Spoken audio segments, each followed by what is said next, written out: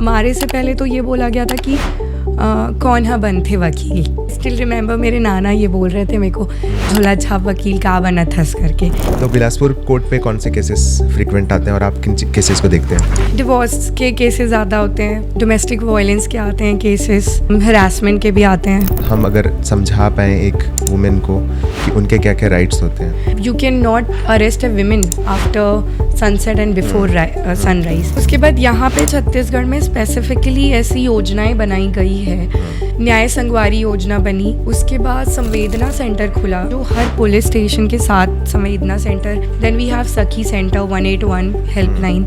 Court में gender equality कैसा होता है? एक बेहतरीन लॉयर आपके सामने फीमेल हो, एक तरफ एक मेल लॉयर जिनको शायद वो आइडिया ना हो, बट आपका रुझान कहीं ना कहीं being from a patriarch society उस मेल लॉयर पे जाएगा। अभी के दौर पे एडवोकेसी कैरियर पे काफ़ी यूथ शिफ्ट हो रही है। A female advocate is still a taboo. 48 में से 12 मेल हैं और रेस्ट फीमेल एडवोकेट्स आ रही हैं। फीमेल एडवोकेट्स हैं, प्रैक्टिसिंग एडवोकेट्स हैं, लीगल एडवाइजर्स हैं। बट आप जब तक लोग चूज़ नहीं करेंगे तब तक कैसे बदलाव होगा? तो ये सामाजिक ही जो टैबू है वो हमको बदलना पड़े। चाचा भतीजावाद में जो लोग रखे रहते हैं, हम ओला बता दी ओखर बर जाए बर तो मैं ओखर पास जाऊँ। अब आप सूद चैरिटी फाउंडेशन की रायपुर हेड है। Bijapur was the place exactly. उसने नीट की प्रिपरेशन के दौरान उसके घर पे बाढ़ आ गई थी और उसकी पुस्तकें डूब गई थी। तो उसमें सर ने ट्वीट किया, बहन आंसू पोंछ ले, घर भी बनवा कर दूंगा और तेरी पढ़ाई कंटिन्यू भी रहेगी। ट्वीट किया कि हमारा छत्तीसगढ़ इतना अच्छा, हमारा रायपुर इतना अच्छा और हमारे बस्तर में इतनी चीज़ें देखने को। छत्तीसगढ़िया सबले बढ़िया। And wherever I go I say नमस्ते, हेलो, जय हिंद एंड जय जोहार।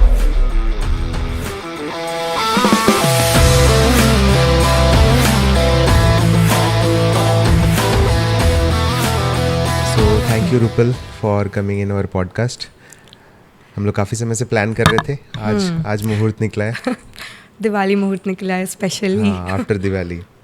ठीक है, तो आज हम लोग, आप जैसे हाई कोर्ट में प्रैक्टिस करते हैं जी, और सोनू सूद फाउंडेशन के भी हेड है, रायपुर हेड जी, सूद चैरिटी फाउंडेशन। हाँ, सूद चैरिटी फाउंडेशन। तो ये दो चीज़ों पे भी हम लोग बात करेंगे और जो कॉमन टर्म्स यानी कि जो ऑर्डिनरी लोग होते हैं हमारे जैसे, जो कोर्ट जाने से थोड़ा सा डरते हैं है ना, इनके टर्म्स में भी बात करेंगे कि क्या प्रोसीजर होता है और कैसे थोड़े बहुत चीज़ों से एक कॉमन मैन सीख सकता है जी। पहला मेरा क्वेश्चन वही है कि आप जैसे हाई कोर्ट पे वर्क करते हो और लोकल कोर्ट होता है, तो इनके वर्किंग में क्या डिफरेंस होता है?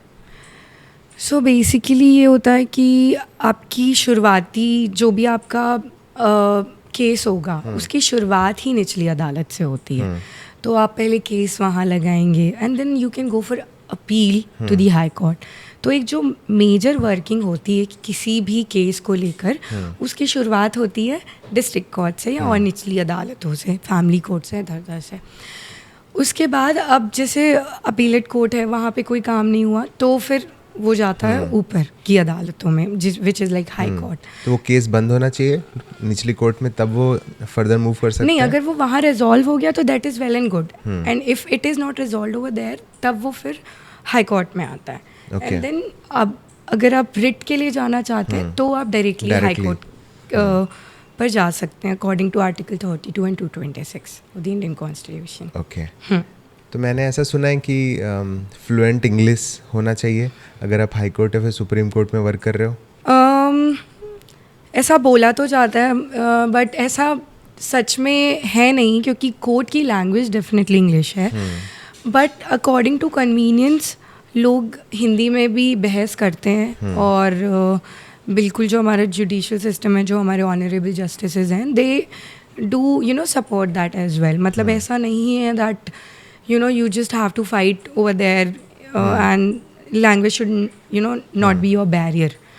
तो अगर आप बहस कर रहे हैं, अगर आप एक प्रोमिनेंट बहस कर रहे हैं और अगर आप डाइस पे आ रहे हैं, क्योंकि किसी के लिए डाइस पे आना भी बहुत इंपॉर्टेंट बात होती है, अपनी बात को रखना सहजता से, सरलता से, उस चीज़ को बताना कि केस में एक्चुअली क्या फैक्ट्स हैं, क्या नहीं है, क्या रिलीफ वो चाहते हैं। तो ये सारी चीज़ें ज़्यादा इंपॉर्टेंट रखती है लैंग्वेज से, बट कोर्ट की लैंग्वेज इंग्लिश है। हाई कोर्ट की, सुप्रीम कोर्ट की, बट कंसिडरेबल है यहाँ हाई कोर्ट में। जैसे मैं प्रैक्टिस कर रही हूँ तो वहाँ कंसिडर करते हैं। तो अब जैसे हम लोग हैं बिलासपुर हाई कोर्ट पे, तो ऐसा भी होता है क्या कि स्टेट वाइज कुछ केसेस ज़्यादा होते हैं, रीजन वाइज? जी जी जी। तो बिलासपुर कोर्ट पे कौन से केसेस फ्रीक्वेंट आते हैं और आप किन केसेस को देखते हैं? बेसिकली ऐसा होता है कि रीजन तो मैं स्पेसिफाई नहीं करूँगी कि कहाँ पे क्या हो जाता है, क्योंकि रेशो काफ़ी अलग जाता है। अब जैसे फॉर एन एग्जांपल अभी कुछ समय पहले रायपुर में थोड़ा क्राइम रेट ज़्यादा चल रहा था। अभी भी हो रहा लगता है? आई डोंट नो, या you can be right definitely, but मैंने कल ही न्यूज़ देखी कि किसी का मर्डर हो गया। ब्रेकिंग न्यूज़ चल रही थी बिलासपुर में, न्यायधानी है बिलासपुर तो, और गरबा वगैरह जब हो रहा था उस टाइम पे भी कुछ कुछ चीज़ें हुई। तो रेशियो हम एकदम से ऐसे डिसाइड नहीं कर सकते हैं रीजन वाइज कि यहाँ पे ज़्यादा क्राइम हो रहा है या वहाँ ज़्यादा क्राइम हो रहा है। क्राइम शहरों में भी हो रहा है, क्राइम गाँव में भी हो रहा है, और जहाँ तक शायद हमारी पहुँच नहीं है वहाँ तक भी हो रहा है। So it's really not right to decide where is it happening, कहीं ज़्यादा कहीं कम। द पॉइंट इज़ कि क्यों हो रहा है, that is the like reason, कि मतलब we have to go through the root causes कि क्राइम हो क्यों रहा है। Reason is the secondary thing. और मैं मोस्टली क्रिमिनल केसेस पे या फैमिली मैटर्स पे डील करती हूँ। एंड अभी जो हमने एक और नई शुरुआत की है वो मीडिएशन की तरफ है, जो आउटर कोर्ट सेटलमेंट्स पे भी डील करता है। And we have even started a centre which is named as CGIAM, Chhattisgarh institute of arbitration and mediation. तो बेसिकली क्योंकि हम कॉलेज के समय भी मैंने मीडिएशन ADR में डिप्लोमा किया था, और आगे का फ्यूचर ये दिखता है हमें कि अब कोर्ट की जो चीज़ें हैं या कोर्ट की प्रोसीडिंग्स हैं या कोर्ट का जो लेंथी प्रोसेस है या उनका जो वर्कलोड है, उसको भी कम करने के लिए हमें मीडिएशन में शिफ्ट होना चाहिए, क्योंकि बहुत सारी लड़ाइयाँ सिर्फ ईगो की होती है। और प्रॉपर काउंसलिंग से वो चीज़ें सॉल्व की जा सकती है। तो वो एक बहुत बेहतर उपाय दिख रहा है आज, जिससे हम सॉल्व कर सकते हैं बहुत सारे केसेस। इसलिए भी मैंने वो रुझान अपना उस तरफ लाया है। एंड इनफैक्ट अभी जैसे म्यूज़िकल राइट्स वगैरह में भी, as even I am working for Sonu sir currently, तो इन सारी चीज़ों के कारण मेरा रुझान म्यूज़िकल इंडस्ट्री की तरफ भी, जो लॉज होते हैं इंटेलेक्चुअल प्रॉपर्टी राइट्स, उनके तरफ भी है। तो कोशिश जारी है मेरी। तो मैक्सिमम केसेस किस टाइप के केसेस होते हैं? जैसे आप फैमिली या फिर डोमेस्टिक देखते, तो इस पे केसेस कौन से ज़्यादा होते हैं? डिवोर्स के केसेस ज़्यादा होते हैं, डोमेस्टिक वायलेंस के आते हैं केसेस हमारे पास, और बेसिकली हरासमेंट के भी आते हैं। I've even dealt with murder cases as well, half murder, which is 307 IPC.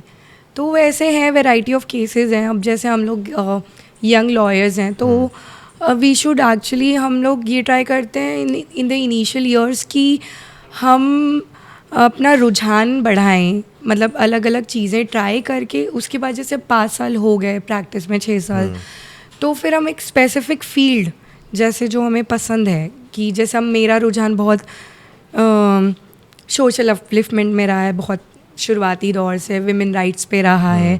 But उस समय पे मैं ये नहीं सोच सकती थी कि मेरा क्रिमिनल लॉ में भी इंक्लिनेशन होगा।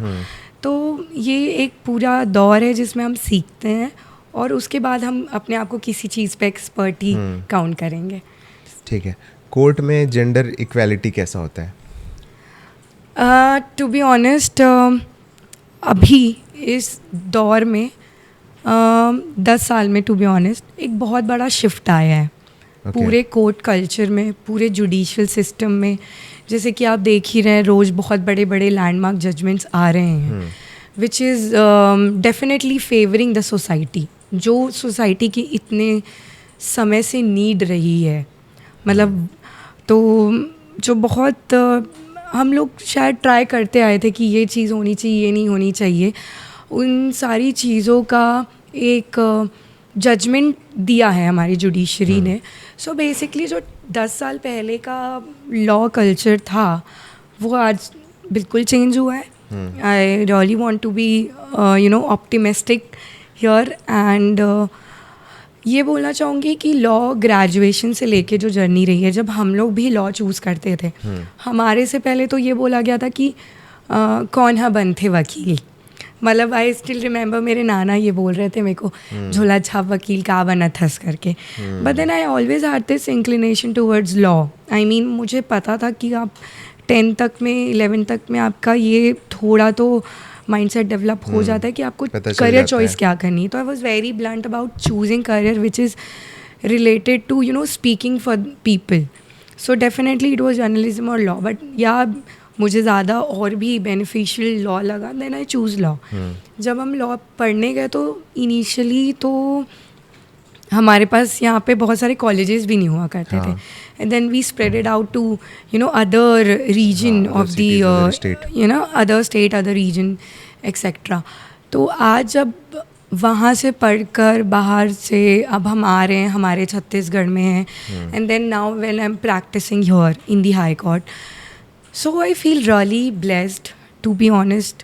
एंड जो कोर्ट एनवायरनमेंट है वो बहुत पॉजिटिव है हम सभी को लेकर. जो फीमेल एडवोकेट्स आ रही हैं उनको लेकर बहुत पॉजिटिव है और बहुत सपोर्टिव है. टू बी ऑनेस्ट बहुत ही सपोर्टिव है. क्योंकि हम लोगों के लिए तो बहुत इनिशियल, जैसे मेरे बड़े पापा खुद ही लोअर कोर्ट में हैं आज तक. He is practising. It's been like more than यहाँ रायपुर में है वो. हाँ, सरकारी वकील भी रहे हैं वो, government leader for the longest of the tenure. And और भी भैया भी हैं जुडिशियल सर्विसेज में भी लोग हैं. तो आई नो द हायरार्की थोड़ा बहुत तो आपको पता होता है, बट हाई कोर्ट में कोई नहीं था. तो इसलिए भी मैंने शायद चूज़ किया क्योंकि ये मेरी अकेले की जर्नी होनी चाहिए.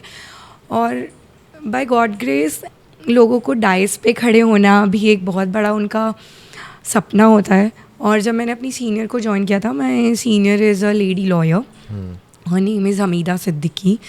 तो मैम ने मुझे 4th डे में she told me to be there on the dais. And जब मैं डाइस में थी तो ड्यूअल बेंच थी.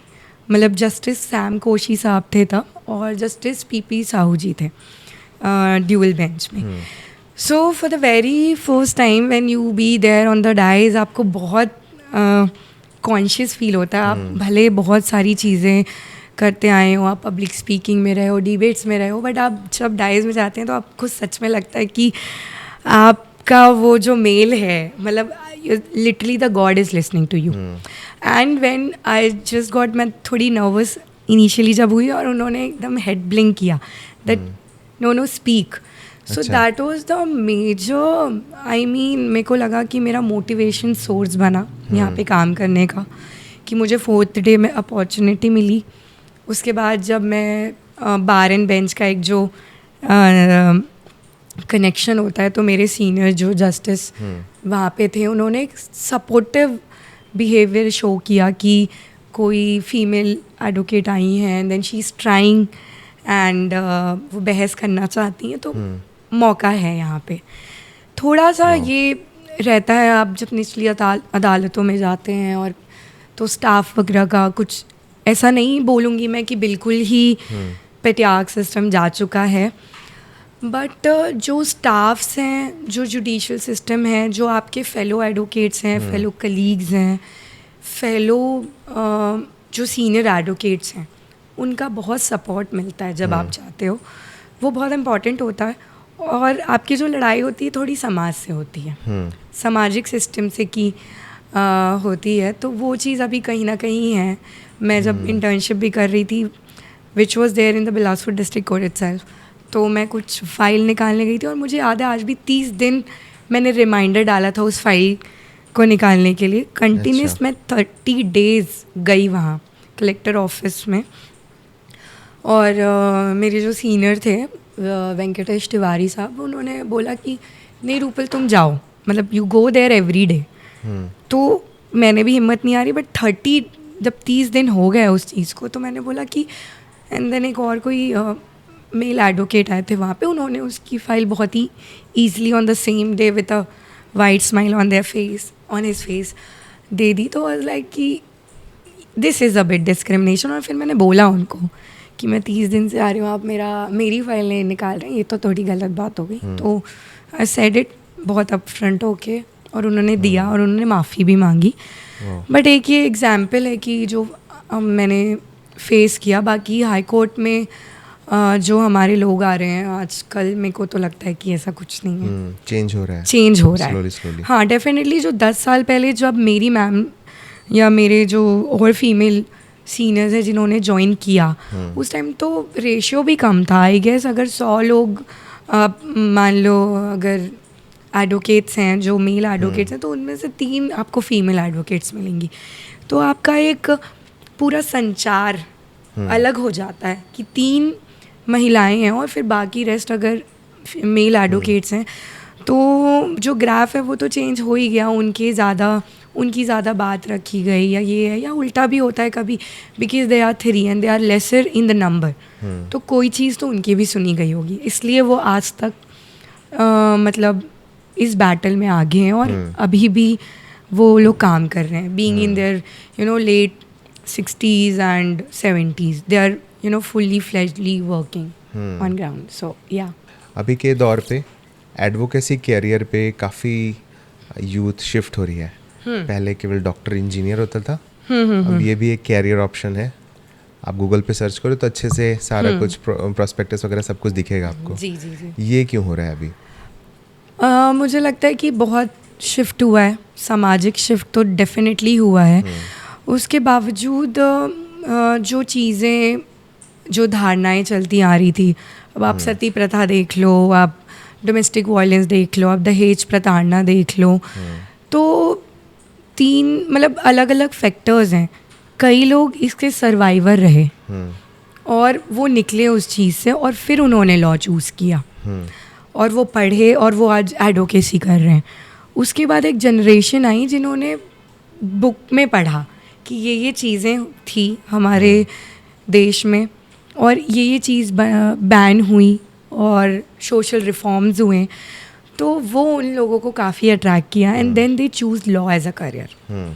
मतलब एक जो गड़न चल रहा था उस टाइम का कि आप रैट रेस में रहें कि डॉक्टर इंजीनियर बन जाओ और बस इसी में सही है, आप गवर्नमेंट एग्ज़ाम दे दो, तो वो चीज़ अब मुझे लगता है कि सबसे पहला ये कि जो सर्वाइवर्स रहे और जो ओवरकम किया, उन्होंने देन चूज़ किया to fight for their rights and for the other people's right as well, कि हमारे साथ हुआ, हम ये झेल लिए, बट हम और दुनिया में किसी को नहीं झेलने देंगे।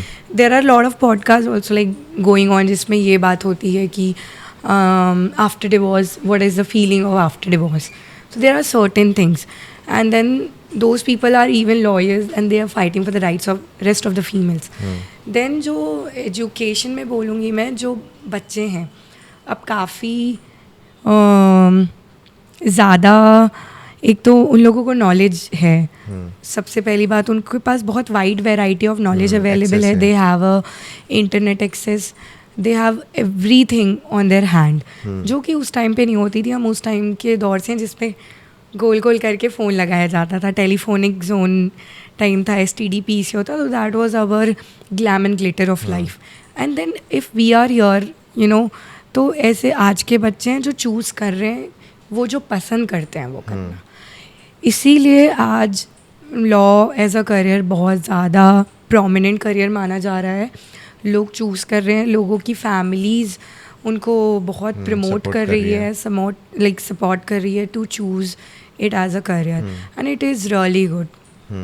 ये एक ऐसा फील्ड है जिसपे लोग दिन के 100 भी कमाते हैं और कुछ लोग हैं जो दिन के 10 लाख तक भी कमाते हैं आपके इस लॉयर कैरियर पे। तो ऐसा इतना बड़ा डिफरेंस कैसे होता है? बिकॉज केसेस तो वही है, बुक्स भी वही हैं।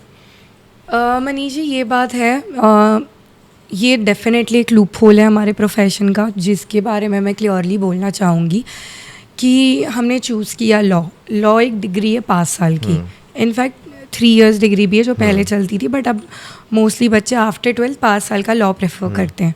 उसमें उनको काफ़ी एक्सपोजर मिलता है, they get an exposure for the debate practice. Moot court होते हैं हमारे में, जो डमी कोर्ट्स होते हैं बेसिकली, जिसमें आपको सिखाया जाता है कि आप बहस कैसे करोगे।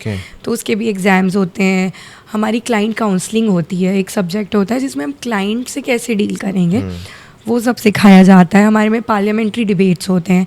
Then several subjects that we go on.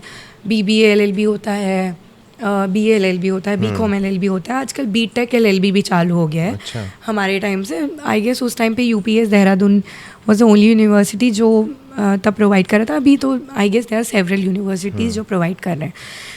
तो अलग अलग जोन से बच्चे आए होते हैं, अलग अलग घर के माहौल से बच्चे आए होते हैं, अलग अलग सबका फाइनेंशियल स्टेटस होता है, और हर किसी की क्षमता फीस देने की भी अलग होती है। जैसे कि जैसे कि अब पुणे के किसी कॉलेज की फ़ीस होगी 1 लाख, तो यहाँ के कॉलेज की कोई सरकारी कॉलेज की फ़ीस होगी 5,000। जैसे कि LLM मैंने यहाँ से परस्यू किया तो 5,000 फ़ीस थी। So there is a huge gap. तो बहुत सारे बच्चे, अलग अलग तबके के आए हुए बच्चे पढ़ने आते हैं। 5 साल के बाद अगर उन्होंने कॉर्पोरेट चूज़ किया तो they are getting salaries every month. तो उसके बाद आता है चूज़ करने का, जैसे जो बेसिकली कई लोगों का मन होता है कि वो लिटिगेशन करे, कई लोगों का मन होता है कि वो कॉर्पोरेट में जाए, कई लोगों का मन होता है कि वो जुडिशियल एग्ज़ाम फाइट करके जज बने। बट सभी चीज़ों में टाइम, समय, अपनी अपनी कैपेबिलिटीज़ लगती है।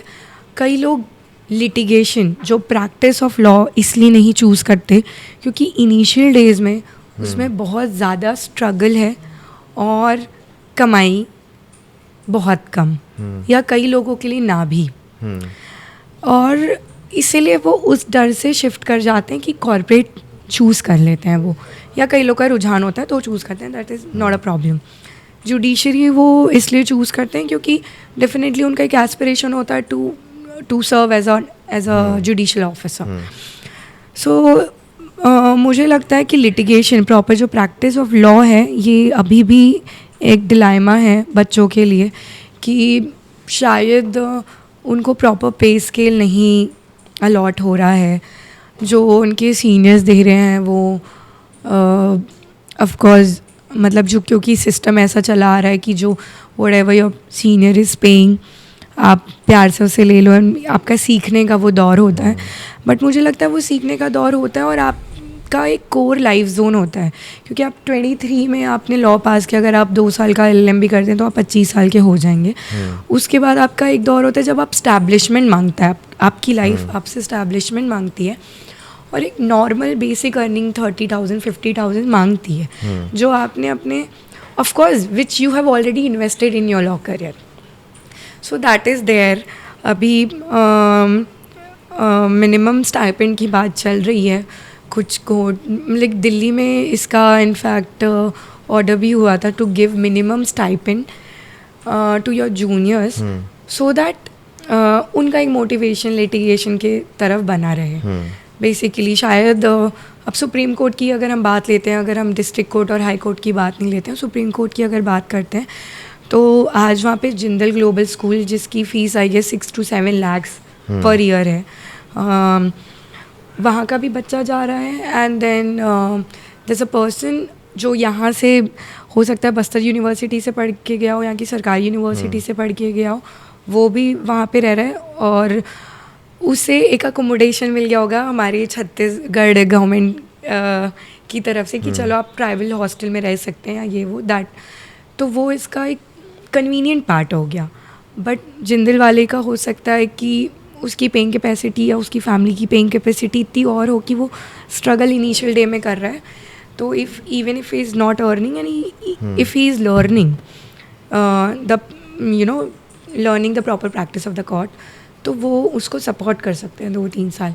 उसके बाद एक आता है जैसे जो नॉर्मल DU से पढ़ के आए, NLU से पढ़ के आए, और उसका घर दिल्ली में हो, तो जिसका कोई खर्चा नहीं है। तो अगर हम ये तीनों सेक्टर्स के जो बच्चे आ रहे हैं और वो जब एंटर कर रहे हैं कोर्ट में, तो अगर हम उनकी प्रॉपर एक स्टाइपेंड उनको देना चालू कर दें which is equal for 3 of them, like for an example 20,000, 25,000, 30,000, whatever made, जो अथॉरिटीज़ को सही लगे, तो आपने एक डिस्क्रिमिनेशन ख़त्म कर दिया बेसिकली, क्योंकि कोई कहीं से भी आए, लॉ तो सबके लिए सेम है, प्रैक्टिस सबके लिए सेम है, न्यायालय सबके लिए सेम है, जो आप केस ड्राफ्ट कर रहे हैं वो सेम है, बहस जो हो रही है वो आप उसी वे में करेंगे, आप अपना इंटेलेक्ट अलग अलग लगाएंगे कि आप उस चीज़ को बेहतर क्या कर सकते हैं।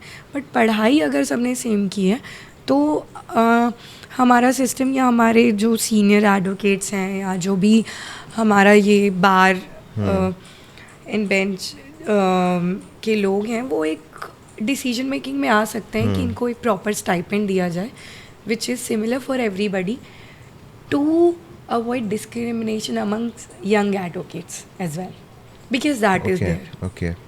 अब कुछ केसेस की बात करते हैं, जैसे कि आपने कहा था कि विवाहिक बलात्कार ये एक बहुत ही सीरियस मैटर है, ठीक है, तो आप क्या एडवाइस देना चाहेंगे जो केसेस हो रहे हैं, मतलब इसको रोकने के लिए? जी, मुझे लगता है एक प्रोमिनेंट लॉ आना चाहिए इसके प्रति, क्योंकि it is still not a offence in India. Marital rape is not an offence considered in India. बहुत सारी मूवीज़ भी आई हैं जो जिसमें ये दर्शाया गया है कि ऐसी चीज़ें होती हैं. देन वी तो anyways go through everyday cases जो हमारे पास आते हैं. तो मुझे लगता है कि जैसे for an example pink movie में ही उन्होंने एक डायलॉग बोला था that no means no. It's a sentence. या नो मीन्स नो का कोई एक्सप्लेनेशन ही नहीं है इस दुनिया में. इसका मर एक्सप्लेनेशन ये है कि आप समझिए कि मेरा कंसेंट किसी भी एक्टिविटी को लेके जो आप मेरे साथ करना चाहते हैं, बीइंग माय हस्बैंड इवन, मतलब अब बाकी ग्राफ के मेल्स को तो हटा दीजिए, यू लाइक अगर आप मेरे हस्बैंड हैं और आप मेरी कंसेंट से मेरे साथ इंटीमेसी डेवलप नहीं कर रहे हैं तो इट्स एन ऑफेंस. तो इस चीज़ को कोडिफाइड होना बहुत ज़रूरी है. Marital rape is a serious offence going on in a lot of places. बहुत सारी महिलाएं इससे परेशान हैं. इसका बहुत बड़ा कारण नशा भी है, इसका बहुत बड़ा कारण मेंटल स्ट्रेस है, इसका बहुत बड़ा कारण पेटियाक सिस्टम है कि आप जो भी हैं, आप मेरी वाइफ हैं आज और यू नो आपको मेरे साथ इंटीमेट होना ही पड़ेगा, even whether you want it, whether you don't want it, whether this is your choice, whether you are in that mental condition, और whether even if you no want to be together in that moment. हो सकता है that you need मतलब आपके दिमाग में काफ़ी चीज़ें चल रही हैं and you for a particular night you don't want to be get intimated with your husband. So इस चीज़ का again coming back to the consent point, consent होना बहुत ज़रूरी है. और अगर आप वैवाहिक होते हैं तो ये माना गया है कि सच में इसका कोई रिक्वायरमेंट नहीं है, क्योंकि कोडिफाइड नहीं है ये law marital rape. So that is an issue. तो इससे काफ़ी चीज़ें बदल जाएंगी हमारे समाज में. हो सकता है डोमेस्टिक वायलेंस के केसेस कम आने लगें. हो सकता है कि एक जो नर्चरिंग बिहेवियर है आपके रिलेशनशिप का वो आप फॉस्टर कर पाएँ अगर अगर ये हमारा लॉ कोडिफाइड हो जाता है. होपफुली इस पे बातें हो रही हैं, इसमें कमीशंस ने अपनी रिपोर्ट्स दी है और जुडिशरी सोच रही है इसके बारे में. ऑलरेडी बहुत सारे इफ्स एंड बट्स हैं, तो देखते हैं आगे क्या होता है इसको लेकर. ओके. क्योंकि जुडिशरी का ये मानना भी है कि कहीं ना कहीं ये जो आपका वैवाहिक जीवन है उसको डिस्ट्रॉय कर रही है.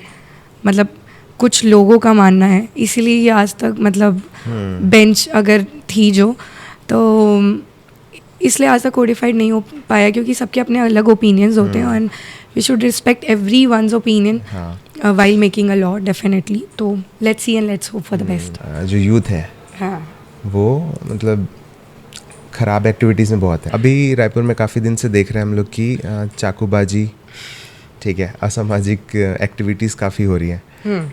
और हम जब भी देखते हैं कि सिटीज़ हो या फिर रूरल एरिया हो, तो यहाँ के जो यूथ है ज़्यादातर टाइम वीडियोस देखने में, अपने गैंग के साथ प्लानिंग करने में और इन सारी चीज़ों में लोग बिजी हैं। हाँ। एक बोला जाए एक सेंसिबल चीज़ों पे वर्क नहीं हो रहा है, या फिर अपने लाइफ से ही रिलेटेड या फिर नेशन से रिलेटेड कोई वर्क उनके बीच में नहीं हो रहा है। तो इसका क्या सॉल्यूशन हो सकता है? मुझे लगता है मनीष जी, एक जो बहुत बड़ा ड्रॉबैक अभी मुझे नज़र आ रहा है is some other way internet. Because हमारे समय पे जब हम लोग स्कूल में हुआ करते थे, मैंने केंद्रीय विद्यालय से पढ़ाई की है, देन KPS से।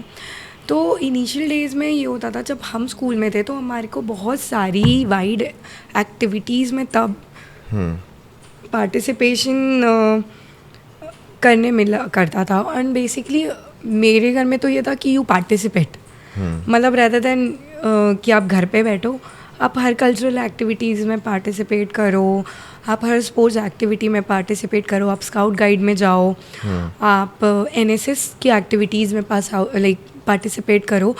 और बंदिश नहीं रही कभी भी कि ये चीज़ नहीं, सिर्फ पढ़ाई करो और ये वो, इस टाइप का नहीं था। It was a very good environment कि ऑफ कोर्स आपको अच्छी पढ़ाई करनी है, डेफिनेटली अच्छे मार्क्स लाने हैं, बट उसके साथ और भी चीज़ें देखनी है। आजकल के बच्चों को एक्सेसिबिलिटी इतनी मिल गई है और तो उनका रुझान इन चीज़ों में कम हो गया है। Because at that time phone नहीं होते थे, या फिर फ़ोन का लिमिटेड यूज़ होता था, या एक स्ट्रिक्टनेस थी कि अगर आप ऐसा करोगे तो आपको 12th के बाद फ़ोन दिया जाएगा। अब बाहर जाओगे कॉलेज पढ़ने तो आपको फ़ोन दिया जाएगा, तब तक आप लैंडलाइन से काम चलाओ, तब तक आप अपने पेरेंट्स के फ़ोन से काम चलाओ, फॉर एन एग्जांपल। आज मैं देखती हूँ, मतलब एक 5th क्लास के बच्चे का भी WhatsApp ग्रुप बना हुआ है और उसमें जो कि अप्रूव बाय आपका स्कूल होता है ना। All the I am not even मतलब कोई एक स्पेसिफिक स्कूल को कोट नहीं करना चाहूँगी, हर बड़े से बड़े स्कूल और छोटे से छोटे स्कूल का WhatsApp ग्रुप बना हुआ है। और वो लोग वही डिसाइड करते हैं, जो हमारी डेली एक्टिविटीज़ होती थी, जो हम लोग उस समय पे डायरी में लिख के आया करते थे, वो अब इंटरनेट के थ्रू वो लोग सर्कुलेट कर रहे हैं। So there is a heavy access to internet, very heavy access to internet. और उनको ये नहीं बताया जा रहा है, मतलब उनको ये गाइडलाइन नहीं दी जा रही है कि how to limit the use of internet. ठीक है, अगर आप चलिए अब 8th से भी फ़ोन ले रहे हैं, 9th व्हाटएवर इट इज़, कि आपका safety concern, like there is a lot that parents mind go through, तो आप दे भी दे रहे हैं। तो मुझे लगता है कि उसको लिमिट करना आपकी रिस्पॉन्सिबिलिटी होती है। आप अपने घर से ही सीखते हैं। Law, judicial system, law school, आपका हमेशा एक सेकेंडरी वे ऑफ वो होगा, मतलब जो आपको किसी भी चीज़ का ज्ञान दे, मतलब वो आपका सेकेंड स्कूल होगा ये सब। बट आपका जो फर्स्ट गाइडिंग सोर्स है वो हमेशा आपके घर के लोग होंगे, आपके पेरेंट्स होंगे, आपके घर का माहौल होगा। So I feel that there is a huge gap in this. बहुत ज़्यादा एक्सेसिबिलिटी हो गई है, और जैसी आपकी एक्सेसिबिलिटी होती है, जैसे हमारे पास एक केस आया था, तो उसमें ये था कि एक बच्चे ने उसे पता नहीं था कि कौन सा लिंक आया है, उसके फ्रेंड्स मस्ती कर रहे थे, खेल रहे थे उसके रूम में, और उसने बोला कि नॉर्मल कॉन्वर्सेशन हुई कि अगर तू मेरा दोस्त नहीं होगा अगर तूने ये मतलब डाउनलोड नहीं किया। तो ही जस्ट थॉट कि मस्ती हो रही होगी, which is a normal thing. अब मतलब 6th 7th 8th के बच्चों से क्या एक्सपेक्ट कर सकते हैं। उसने डाउनलोड किया, it was a application to make nude pictures and he got caught. तो उसे तो पता नहीं था कि ऐसा होगा, बट उसके दोस्तों को तो पता था। और उनको पता कैसे चला? Because this is a channel. उनको ये चीज़ें पता चल रही है बिकॉज उनके पास ज़्यादातर फ़ोन है, उनके रूम्स बहुत अलग हैं। मतलब for an example, first floor में अगर बच्चा है और 4th फ्लोर में पेरेंट्स का घर मतलब रूम है, या फिर बीच मिड जोन में उनके ग्रैंड पेरेंट्स होते हैं, तो आप उनका अपने बच्चे से रीच कम हो गया। सेम गांव में भी होता है। हाँ। एक बच्चा बाहर घूम के कर रहा है ये सब चीज़। गांव में भी यही हो रहा है। गांव में क्या होता है कि एक्सेसिबिलिटी तो बहुत है। अब मैं इस चीज़ को नहीं बोलूँगी कि लोगों के पास एक्सेसिबिलिटी कम है, उनको ये नहीं समझता, वो नहीं समझता, क्योंकि गांव वाले लोग बहुत फॉर्चुनेटली कि छत्तीसगढ़ के गांव वाले बच्चे, गांव वाली महिलाएं, पुरुष सब काफ़ी एक्टिव हैं पहले के कंपैरिजन में। तो बट टेक्निकलिटीज़ जो आज की जनरेशन है उनको ही ज़्यादा पता होगी, है ना ही उनके पेरेंट्स को पता होगी, और ग्रैंड पेरेंट्स तो काफ़ी बाद में आ जाते हैं। तो इफ़ एंड बट का जो लाइन होता है वो खुद से ड्रॉ कर रहे हैं कि क्या करना है और क्या नहीं करना। इससे कोई भी लिंक आए वो उस पर टैप करते हैं, कोई भी न्यूज़ आए वो सीखते हैं, कोई भी रील आए। आजकल रील ऐसी बन रही है कि चाचा भतीजावाद और ये सारी वाली भी रील्स बनाते हैं लोग। मैंने देखा कई बच्चे गन लेके रील्स बना रहे हैं। सो अब सोसाइटी में क्या मैसेज जा रहा है बच्चों को कि this is very cool, we can do this. अगर हम ये चीज़ नहीं कर रहे हैं तो हम बहुत अनकूल साउंड करेंगे लोगों के सामने, या नॉट लोगों मतलब अपने जो गैंग में हम कूल नहीं रहेंगे। So just for being cool they doing it all, जो कि उनको बना रहा है इन दी एंड क्रिमिनल। उसके बाद आप जुवेनाइल में जाएंगे या जो भी होगा, बट हाँ ऑफ कोर्स आपने गलत तो किया। जो पहले का माइंडसेट था और जो अभी का माइंडसेट है उसमें चेंजेस आ गए हैं। जैसे आज से भी बहुत साल पहले even I have stayed in juvenile house, मतलब एक चाचा जी पोस्टेड थे जगदलपुर में, तो उनका क्वार्टर बाहर ही था, तो हम रुके थे मतलब अपने समर वैकेशन के दौरान। तो एक बच्चों को वहाँ पे नॉर्मल ही ट्रीट किया जाता है, उनको समझाया जाता है, काउंसलिंग की जाती है। तो मैंने एक बच्चे से बस ऐसे पूछा कि ये क्यों किया ऐसा, मतलब उनके जो स्टाफ थे, चाचा के स्टाफ, तो वो बोले कि ऐसा बोला कि मेरे पिताजी आते थे, मेरी मम्मी को बहुत मारते थे और 5 रुपए था मेरे पास, रस्सी मिल गई तो मैंने मार दिया उनको। तो nobody is a born criminal here. तो हम उसी आइडियोलॉजी पे चलते हैं कि nobody is a born criminal. अगर वो कुछ कर रहा है तो बहुत बड़ी मजबूरी होती है उसके पीछे, बहुत बड़ी मजबूरी। अब उस छोटे से बच्चे को तो क्या ही पता होगा ना कि इसका अंत क्या हो सकता है। उसको तो बस ये दिख रहा था कि मेरी माँ को परेशान कर रहे हैं, और इतना परेशान कर दिया उसकी माँ को कि उसने जान ले लिया अपने खुद के पिता की। So these are some very brutal thing that we go through.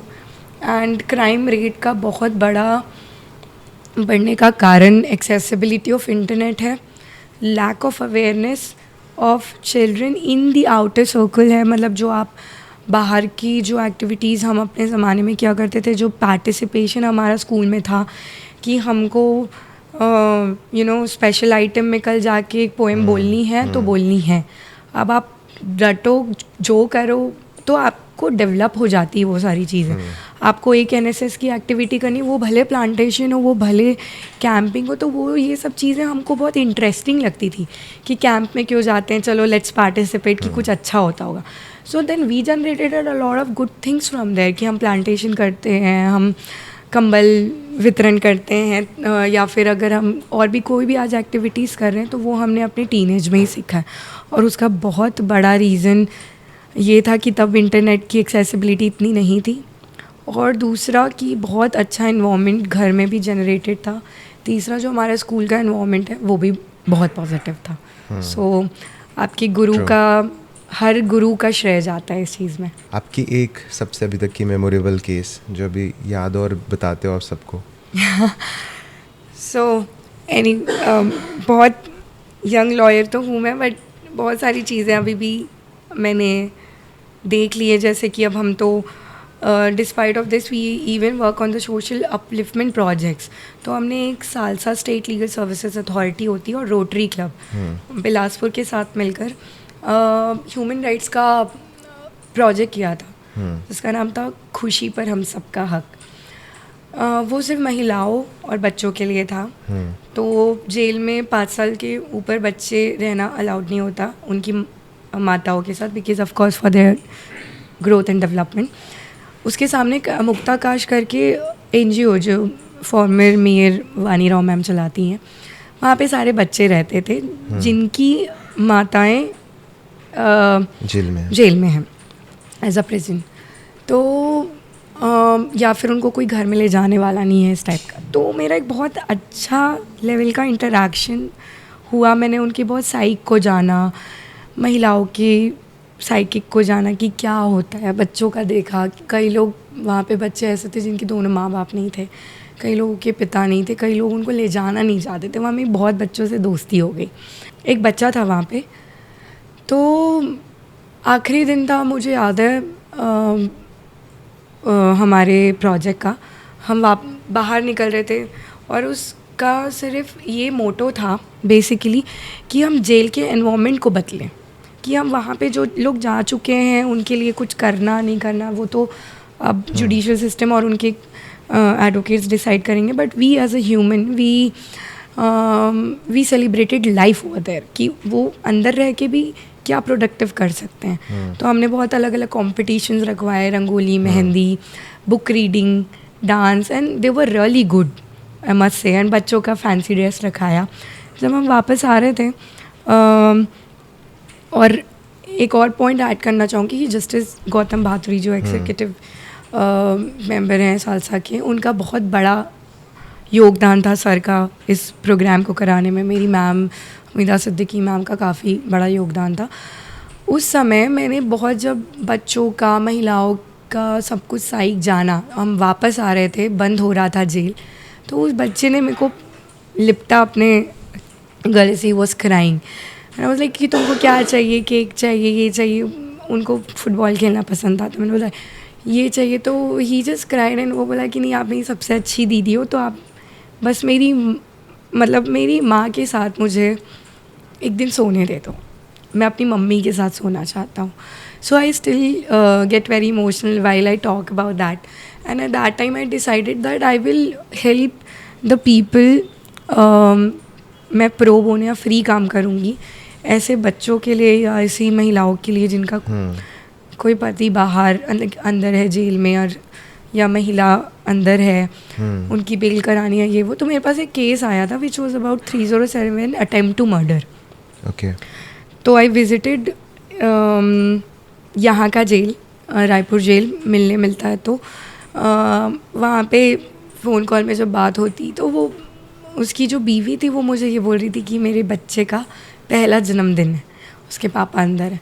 तो आई डिसाइडेड कि मैं बेल कराने की पूरी कोशिश करूँगी, क्योंकि उनका कोई क्रिमिनल एंटीसीडेंट नहीं था, पुराना कोई एंटीसीडेंट मतलब पुराना कोई क्रिमिनल रिकॉर्ड नहीं होना उस बंदे का, और वो काम वाम करता था कुछ, और परेशान था ऑफ कोर्स। मतलब गलती तो अब करी, मतलब जो भी बीच की लड़ाई उनकी थी, जिनके साथ उनकी लड़ाई हुई थी, तो मैंने बोला मैं ट्राई करूँगी पूरी तरह, मैं कोशिश करूँगी कि बर्थडे मनाएं अपने बच्चे का। तो that was a very memorable case for me, because वो लगा भी समर बेंच में था। इट वाज 19 मई जब वो केस लगा था, और उसके साथ बहुत सारे एडेड केस थे। जो अभी कोल स्कैम का केस चल रहा है वो मेंशन था ऑन द सेम डे। तो ऐसे बहुत लेंदी केसेस जो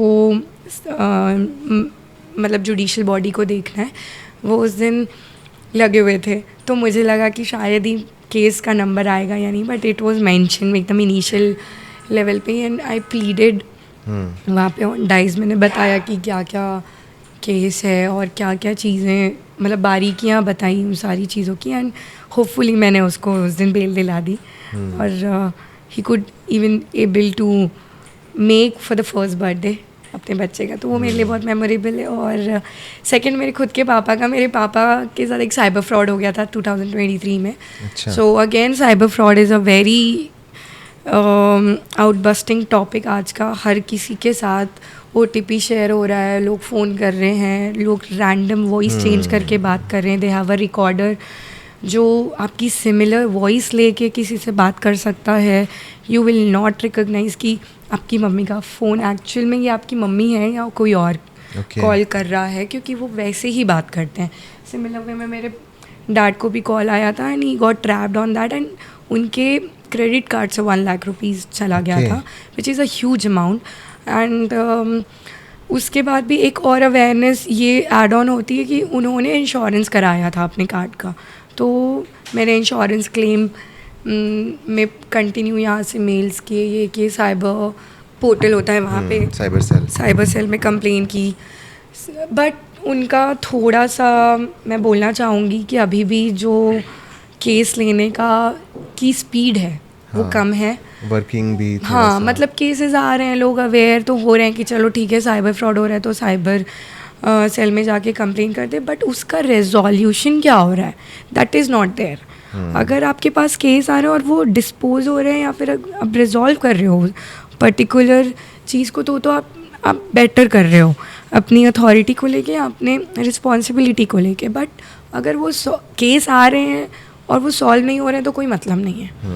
and I went to straight to Gurgaon because it was a insurance claim. मैंने समझा कि अक्टूबर तक मेरे वो ख़त्म हो जाएगा, तो मेरे को सितंबर तक मैंने उनको कंटिन्यू मेल्स किए, ये वो जो बीच की अथॉरिटी है वो लोग प्रॉब्लम्स दे रहे थे, मतलब they were actually troubling my dad कि नहीं ये डॉक्यूमेंट नहीं है, वो डॉक्यूमेंट नहीं है, ऐसा नहीं है, वैसा नहीं, बल्कि सारी चीज़ वो भेज चुके थे।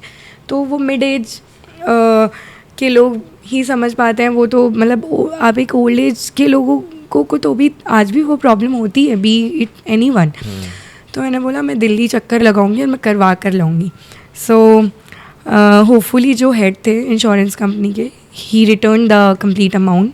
उन्होंने कंसिडर किया पूरी चीज़, उन्होंने ये देखा कि मैं कब से लाइन अप कर रही थी चीज़ों को, और मैं जब वापस आ रही थी आई वॉज कमिंग बैक, तो एयरपोर्ट में मेरे पापा का एकदम एक्साइटमेंट से कॉल आता है पैसा वापस आ गया, तो एंड ही वाज लाइक कि आज तो वकील बनना सफल हो गए more bar.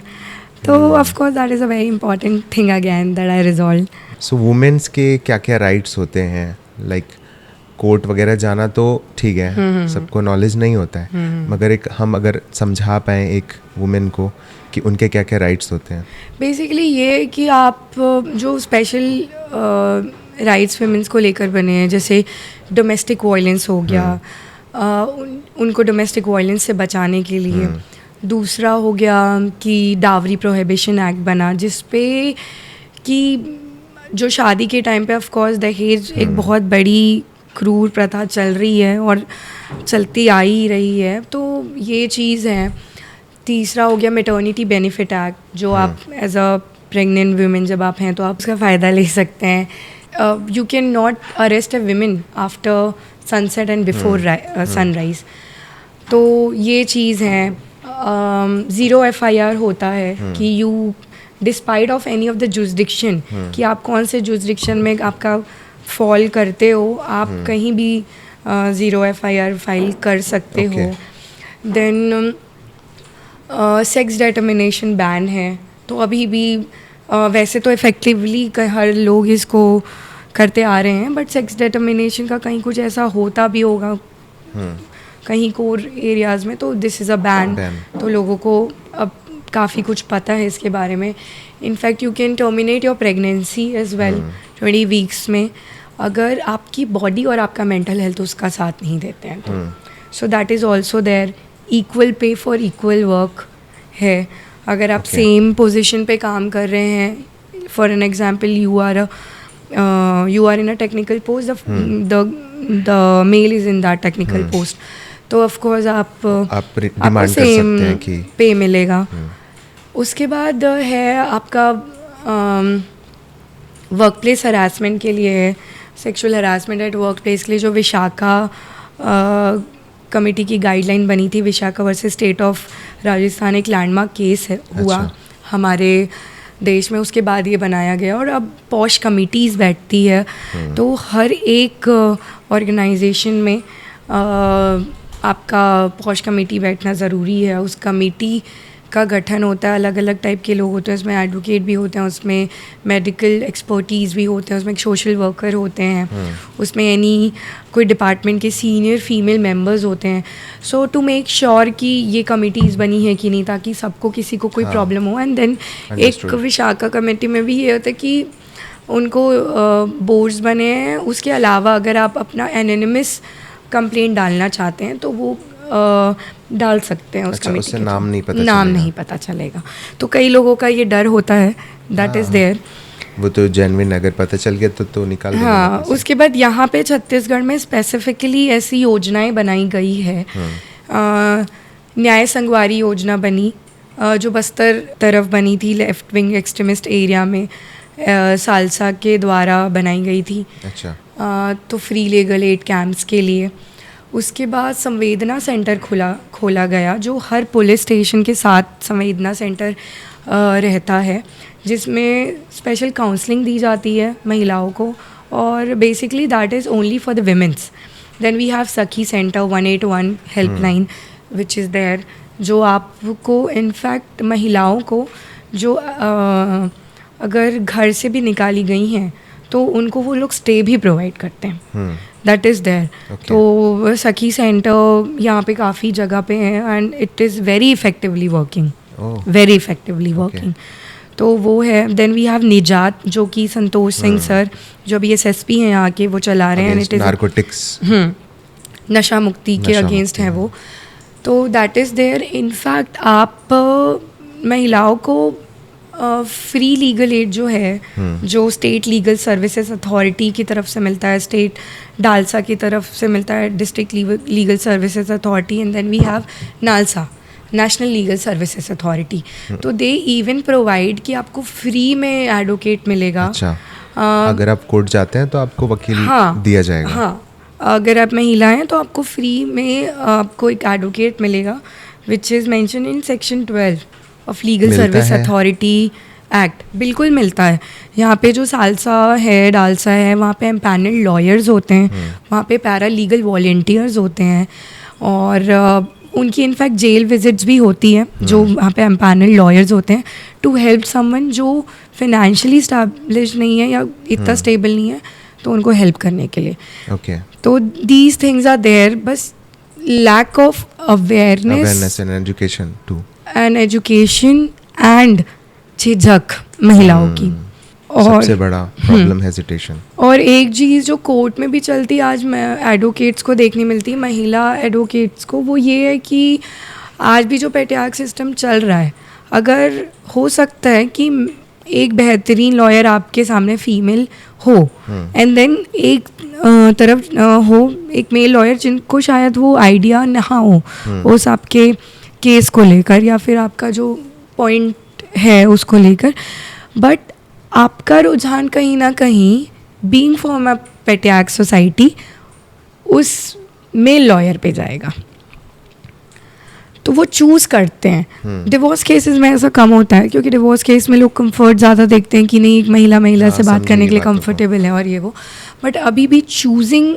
A female advocate is still a taboo. महिलाएं कर रही हैं, मतलब जुडिशल ऑफिसर्स तो बन ही रहे हैं। मैंने आपको 2024 का डेटा दिया, जिसमें 48 में से 12 मेल हैं और रेस्ट फीमेल एडवोकेट्स आ रही हैं, फीमेल एडवोकेट्स हैं, प्रैक्टिसिंग एडवोकेट्स हैं, लीगल एडवाइजर्स हैं। बट आप जब तक लोग चूज़ नहीं करेंगे तब तक कैसे बदलाव होगा?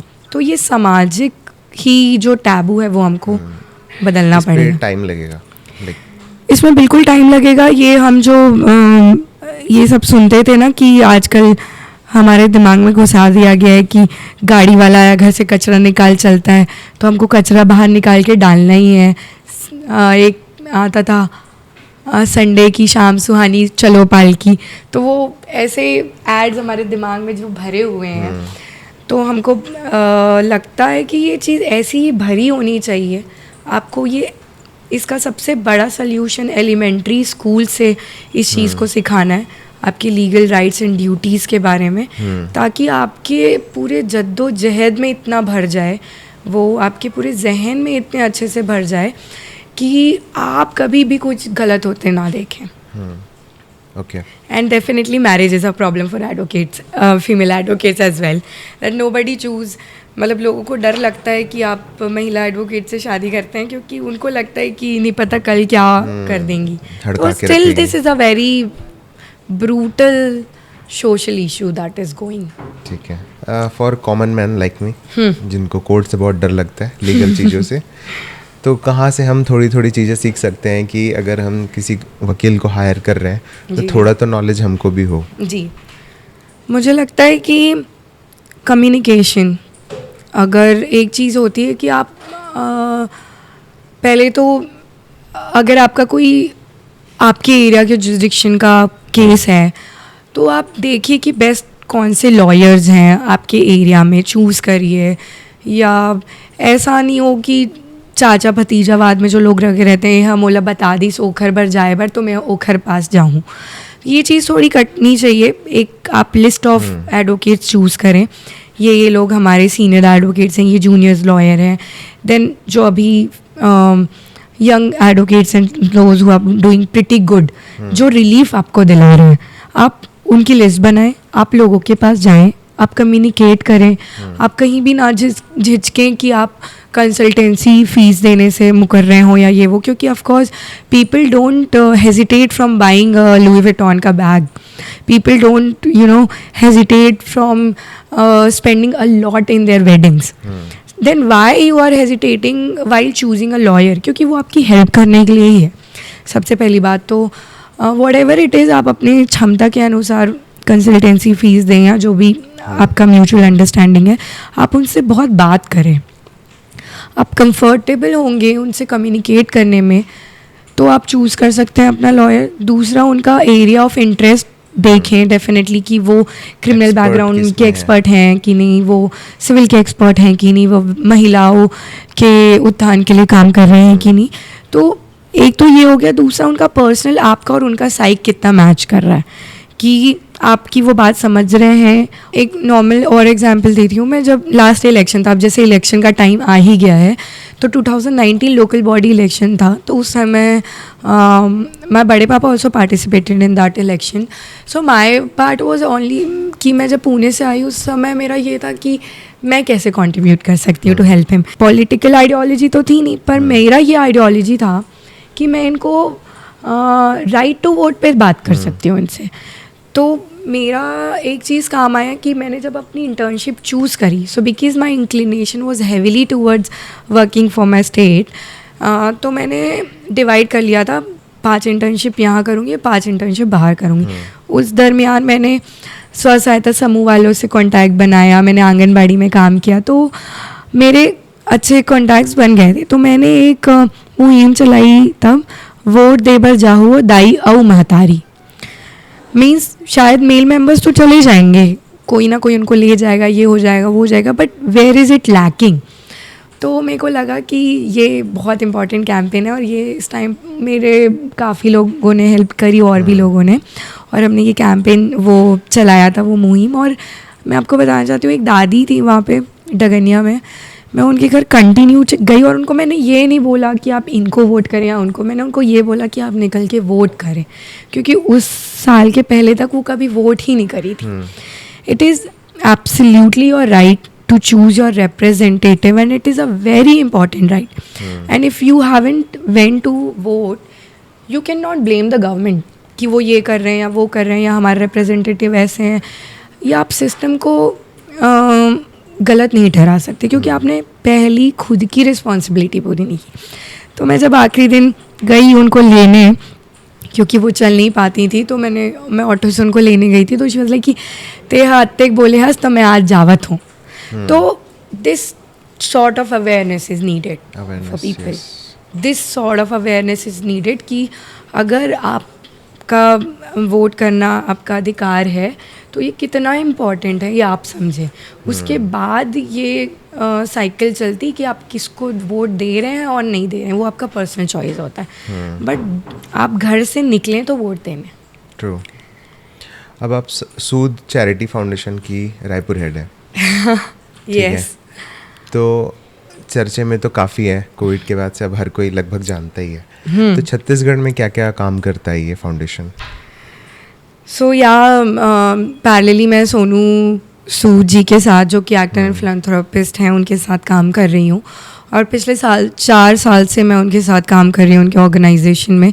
Initially after coming from Bastar, UNICEF का एक्सपीरियंस था उस टाइम पे, तो मैंने एज अ वॉलंटियर चालू किया, क्योंकि उस समय बिकॉज डैड भी यहाँ पे पोस्टेड थे, तो कोविड के दरमियान हमने बहुत लोगों की हेल्प की, उनको बेड्स दिलाने की, और रेमडेसिविर और ये वो काफ़ी चीज़ें, कई लोगों की जिस लेवल पे हम हेल्प हो सकती थी करते थे, दिन हो या रात.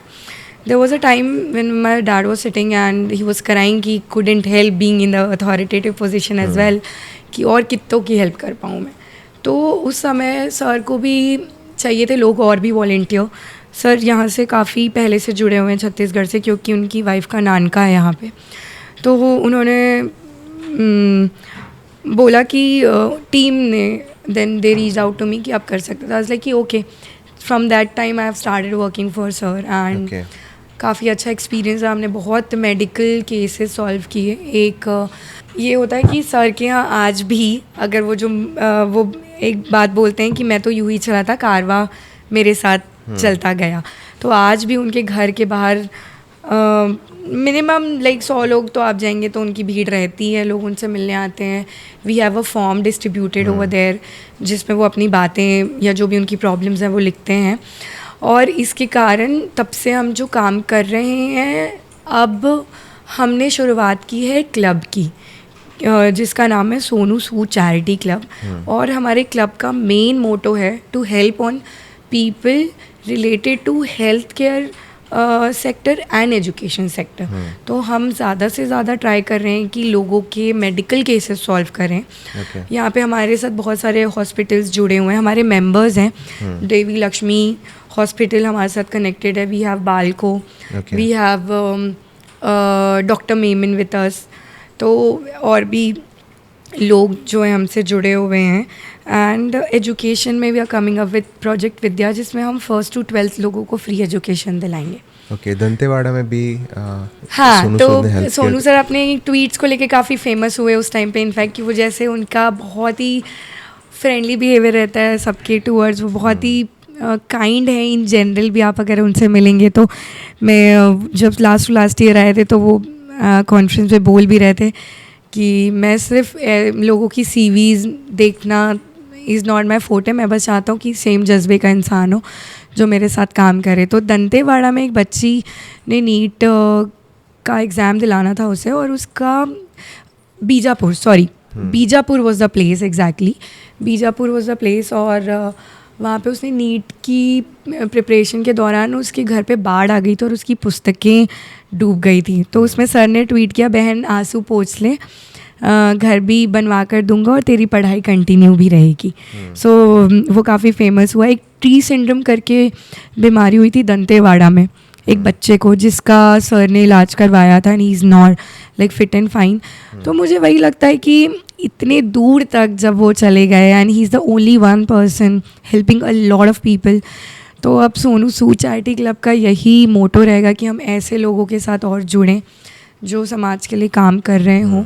इनफैक्ट जो शॉर्ट कैंपेन्स होते हैं उसमें हमारा कंबल सुकून का कैंपेन होता है जिसमें हम फ्री ब्लैंकेट्स डोनेट करते हैं. Then we have meal drive as well, meal at 51 करके. We have plantation drive as well जिसमें हम, तो ये शॉर्ट टर्म कैंपेन्स होते हैं. तो जो लोग ऐसे मेंबर्स नहीं भी बनना चाहते, because it's a paid membership of course, because आपको एडमिनिस्ट्रेशन के लिए भी काफ़ी एक्सपेंसेस लगते हैं, और तो which is a minimal cost. तो हम वॉलेंटियरिज्म के लिए भी वी आर ओपन एंड लोग आते हैं, पीपल कॉन्टैक्ट मी, और हर कोई अपना थोड़ा बहुत समय निकाल के हेल्प करने आता है. So I am really grateful for those people who are connected and the big.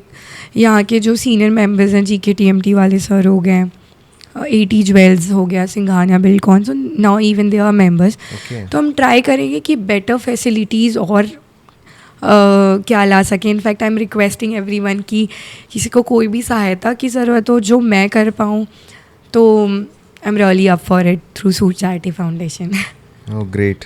मैं भी इसका पार्ट बनना चाहूँगा. श्योरली. एज अ आप बन चुके हैं. हाँ, इसके बाद तो बन चुके हैं. ठीक है. ओके, सो यहाँ पे रेस्ट करते हैं. श्योर. और एक आध पॉडकास्ट और करेंगे जिसमें सारे डिटेल में हम एडवोकेसी और फाउंडेशन के बारे में बात करेंगे. Okay, so thank you Rupal for coming. Thank you so much for inviting me, and to be honest, I'm really grateful and thankful to you people that आप लोग ये सारी अपॉर्चुनिटीज़ लोगों को दे रहे हैं. बिकॉज़ आप जब बाहर जाओ और लोग तब बोला करते थे कि छत्तीसगढ़ कहाँ है और रायपुर कहाँ है, तो तब लगता था कि अब इनको क्या ही बताऊँ मतलब अपने स्टेट के बारे में। और एक हमने वहाँ पे जनरेट की, ये वाइब जनरेट की, वो एंथुजियाज़म जनरेट किया कि हमारा छत्तीसगढ़ इतना अच्छा, हमारा रायपुर इतना अच्छा, और हमारे बस्तर में इतनी चीज़ें देखने को। शायद आप बिल्कुल हमारा चित्रकूट जाएंगे तो that is really a Niagara fall, so that is there. तो आप जैसे लोग इन सारी चीज़ों को बढ़ावा दे रहे हैं, जो हर कोई हर अपने तबके में जो स्ट्रगल कर रहा है और जो चेंज लाने की कोशिश कर रहा है। So I am really thankful to you people and I wish best in future to your team as well. Thank you so much. जय जोहार। जय जोहार। लास्ट क्वेश्चन, ये माला, रुपया माला कहाँ से खरीदा आपने? सो ये पटवा शॉप है और हमारे गोल बाज़ार में, जैसे कि हम by local support local campaign करते हैं सूट चैरिटी फाउंडेशन में। एंड उससे पहले भी मैं हर साल मेरा ये रहता है कि मैं ज़्यादा से ज़्यादा लोकल चीज़ों को प्रमोट करूं। And I go anywhere I wear this सिक्का माला एक्सेप्ट कोट, क्योंकि कोट में तो हमारा तो लोकेशन डाल देंगे। बिल्कुल बिल्कुल, आप जा सकते हैं। इनफैक्ट ये इतना फेमस हो चुका है कि मैं ऑल अबाउट म्यूज़िक करके कॉन्फ्रेंस में गई थी, which was for IPR intellectual property rights का जो लॉ था होता है उसके रिगार्डिंग बॉम्बे में। तो टॉप सेलिब्रिटीज़ आए थे वहाँ पे, टॉप म्यूजिशियंस आए थे, and they have even asked me कि आपने ये कहाँ से लिया and what is the significance of this. So मैंने बताया कि हमारा सिक्का माला है और इसमें आप अपने तरीके से अपने रुझान के हिसाब से वो मंत्र गढ़वा सकते हैं which affects your body, which affects your life.